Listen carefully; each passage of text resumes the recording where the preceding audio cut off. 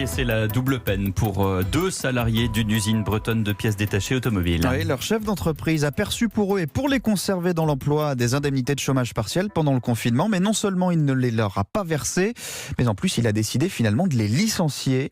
Le 5 mai dernier, entretien préalable au licenciement en visioconférence. Ces deux salariés viennent de déposer un dossier devant le Conseil des prud'hommes de Rennes pour contester la légalité de ces licenciements. François Coulon. L'entreprise avait demandé à bénéficier des mesures de chômage partiel pour préserver l'emploi de deux de ses salariés, mais début mai, en plein confinement, changement de cap, entretien préalable au licenciement en visioconférence et salaire non versé, la double peine. David, responsable commercial. Il y a le confinement qui est arrivé, donc chômage partiel. Au bout de 3 semaines, un mois, il a commencé à nous parler de licenciement économique. Au mois de mai, on n'a rien reçu en termes de salaire, alors que notre patron il a reçu le chômage partiel. Pour moi, c'est du détournement de biens publics. C'est illégal s'il a fait. Non seulement il ne nous l'a pas payé, mais en plus il nous licencie. Les deux salariés viennent de saisir le Conseil des prud'hommes de Rennes pour contester la légalité de ces licenciements en pleine crise du Covid.